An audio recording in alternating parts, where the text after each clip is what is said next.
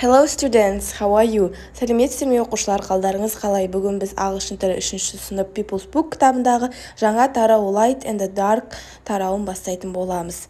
So let's do exercise number 1. Бірінші жаттығуды орындайық. Can you find this in the picture number дейді. Яғни оқушылар бұны бізде алдыңғы суретте көрсетілген суретке қарап, осы нәрселердің атын тауып сәйкестендіруіміз қажет. Мысалға, candle ол бізде шам, ол бізде бірінші суретте тұр екен. Келесі be torch ол бізде қол шам. Қай суретте тұрған 18-ші беттен қараймыз. Ол бізде 4-ші суретте тұрғандықтан 4 деп жазамыз. Келесі stars жұлдыздар. 3-ші суретте тұр 3, яғни 3 деп жазамыз. Келесі lamp ол бізде 5-ші суретте тұр.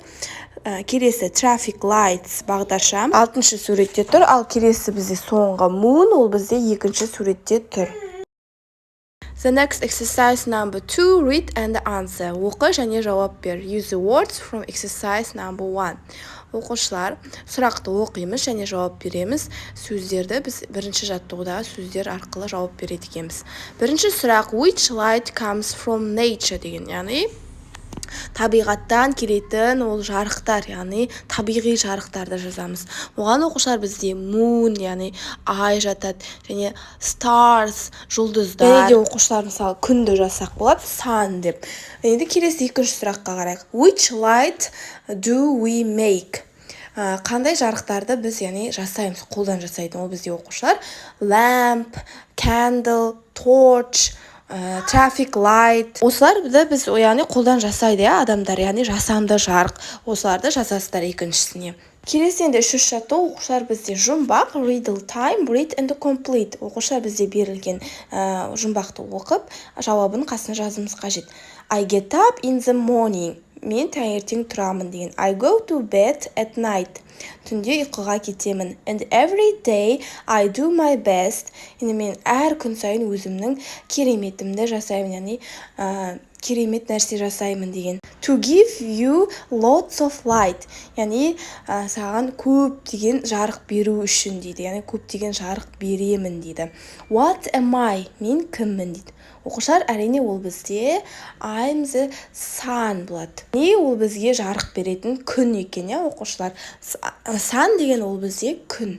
Соңғы жаттығу exercise number 4, read and complete, use daytime or nighttime. Оқып толықтыр, қандай күнді қолданады, яғни daytime деген күндіз, or nighttime деген түнгі уақытты қолданып жазамыз. Яғни оның қайсысы түнгі уақыт, қайсысы күндізгі уақыт екенін тауып жазуымыз қажет сөйлемде. Ендеше бірінші сөйлемді оқып аударайық.